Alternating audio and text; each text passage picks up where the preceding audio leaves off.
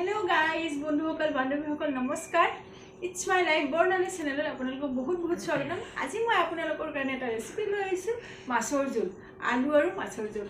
आहक आमी आलू माछर जोल रेसिपि स्टार्ट करूँ। मैं जिका लै आनिছিলোঁ। जिकाकेइटा बिराटे कोमलिया है। जिकाकेइटा मैं চেলাই आलूটো চেলাই धुई पेলাই ललो। एतिया मैं काटि लम। जिकाखिनि बिराटे कोमल जिका है, फ्रेश है, এইকাৰণে মই আনিলোঁ। মাছ আছিলে যিহেতুকে ঘৰত মই ভাবিলোঁ যে আজি মাছে জিকাই সিম্পল চা বনাই খাম, মানে একদম সিম্পল খাবৰ মন গৈছে, সেইকাৰণে জিকাখিনি কাটিলোঁ। আৰু আপোনালোকেও যদি জিকা কোনোবাই খাই বা এনেকৈ চেক কৰি চাব, আগতে কিছুমান জিকা তিতাও থাকে, সেইকাৰণে। আৰু আলু জিকা মই এনেকৈ কাটি ল'লোঁ চবখিনি। আৰু মই মাছখিনি ধুই পেলাই ললোঁ ভালকৈ। ইয়াতে হালধি নিমখ মই মাছখিনি সানি ল'ম ভালকৈ। আৰু যিহেতুকে মাছ মানে বেছি আমি 3জন মানুহ মাছ খাম, সেইকাৰণে 3 পিচ মাছ দিছোঁ।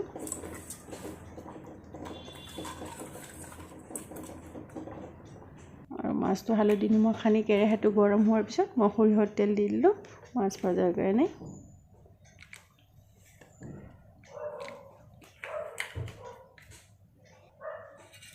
পিঁয়াজ চিয়াজ একোৱেই নালাগে, একদম চিম্পল। আৰু মাছখিনি মই তেলত বহাই দিলোঁ। তেলখিনি ভালকৈ পূৰা গৰম হ'ব দিছোঁ যাতে মাছখিনি কেৰাহীত লাগি নাযায়। কেতিয়াবা এনেকুৱা হয় তেলখিনি গৰম নহয় আৰু মাছটো বহাই দিয়া যায় আৰু মাছটো কেৰাহীত লাগি যায়, চিপকি যায় একদম, আৰু তেতিয়া মাছবিলাক ভাঙিও যায়। সেইকাৰণে মোৰ মিষ্টাৰে মোক কৈ থাকে যে তেলটো পূৰা গৰম কৰিবা, তেতিয়াহে মাছটো বহাবা, তেতিয়া মাছটো লাগি নাযায়। তো ময়ো সেনেকৈয়ে বহাইছোঁ। কিছুমান বহুত কথা থাকে মানুহ বহুত শিকিবলৈ, কিছুমান কথা আমি নাজানো আৰু কিছুমান শিকিব লাগে। আৰু এতিয়া মই জিৰা দি দিলোঁ তেলত, গোটা জিৰা পূৰণ দি দিলোঁ। আৰু বেছি তেলো নালাগে, একদম কম তেলত খাবলৈ ভাল। আৰু মোৰ আগতে আইতাও কৈছিলে যে মাছ ভাজিলে সদায় তেলখিনি বহুত গৰম কৰিবি, যাতে তেলৰ পৰাই ধোঁৱা ধোঁৱা ওলাই যায়, তেতিয়াহে মাছটো বহাবি, যে মাছটো কেৰাহীত লাগি নাযায়। আৰু মাছটো খাবলৈ যাতে কেঁচা তেলৰ হেৰিটো নাথাকে। আৰু মই এইবিলাক বহুত ফ'ল' কৰোঁ হয়, এবাৰ ক'লে মোৰ মনত থাকি যায় এইবিলাক, সেইকাৰণে শিকিব লাগে। এতিয়া মই আলুখিনি ভাজি অকণমান ভাজি হালধি পাউডাৰ দি দিলোঁ আৰু 1 চামুচ জিৰাৰ গুড়া দি দিলোঁ, 1 চামুচ অকণমান দি দিছোঁ। আৰু ভালকৈ এইখিনি মিক্স কৰি তেলতে ভাজি ল'লোঁ যাতে অকণমান কালাৰটো ভাল আহে আৰু ভাজাও যায়। আৰু এতিয়া মই জিকাখিনি দি দিলোঁ। আৰু জিকাখিনি কোমল হয়, তৎক্ষণাতে সিজি যাব। আলুখিনি সিজোতে অকণমান টাইম লাগে আৰু ভালকৈ মিক্স কৰি ল'লোঁ মই।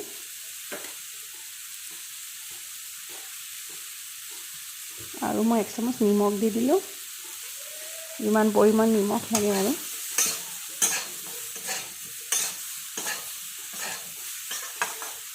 নিমখখিনি দি ভালকৈ মই লাৰি ল'লোঁ মিক্স কৰি।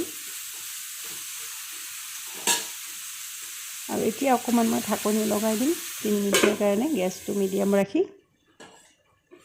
এনেকুৱা বিৰাটে চিম্পল হয়, চবেই বনাব জানে। কেতিয়াবা মানে চিম্পল খাবলৈ মন যায়, সদায় একেই খাবলৈ মন নাযায়। আৰু জিকাখিনি ধুনীয়া চফ্ট হৈ গৈছে আৰু তেলটো কি ধুনীয়াকৈ ঢাকনি দিয়ে ওলাই গৈছে আৰু ধুনীয়া ভাজা গৈছে। আৰু এতিয়া মই কেঁচা জলকীয়া দি দিছোঁ, বেছি জ্বলা নিদিওঁ, এটা জ্বলাই দিছোঁ। আৰু জলকীয়াকেইটা বিৰাটে জ্বলা হয়, মানে এটা জ্বলা দিলেই মানে জ্বলা হৈ যায়। জলকীয়াটো দি অকণমান মই ভাজি ল'লোঁ আৰু দেখিছে নহয় তেলখিনি ধুনীয়াকৈ ওলাই গৈছে, ভাজা গৈছে।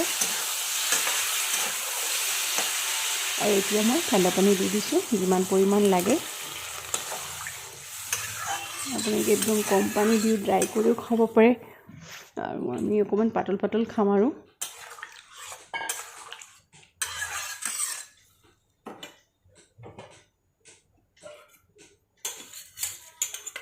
আৰু পানী দি পেলাই এতিয়া মাছখিনি দি দিলোঁ মই। আৰু মই মানে কি উতলিব বাট নাচালোঁ আৰু মাছখিনি একেলগত দি দিলোঁ। দি ঢাকনি 5 মিনিটৰ কাৰণে মিডিয়ামত ৰাখি গেছটো ৰাখি দিলোঁ আৰু হৈ গ'ল 5 মিনিট। এতিয়া উতলিছে ধুনীয়াকৈ। এতিয়া আলুটো সিজিছেনে চেক কৰি চাব লাগিব। দেখিছে নহয়, আলুটো সিজি গৈছে ধুনীয়াকৈ আৰু কালাৰটোও ভাল হৈছে, পাতল পাতল হৈছে, ধুনীয়া হৈছে। নিমখটো এবাৰ চেক কৰি ল'ব লাগিব। আৰু মাছৰ জোল প্ৰায় ৰেডি হৈ গ'ল।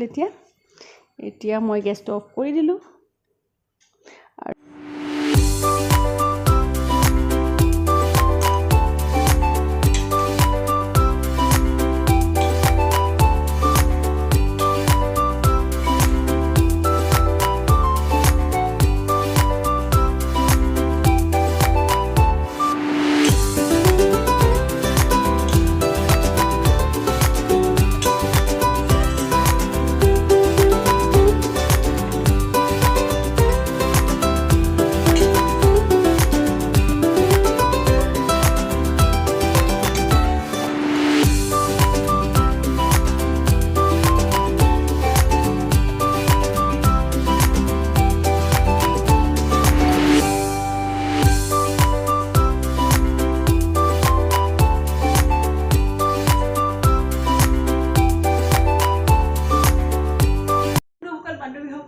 আপোনালোকে মাছৰ জোল ৰেচিপিটো চাই আপোনালোকে কেনে পালে মোক জনাব।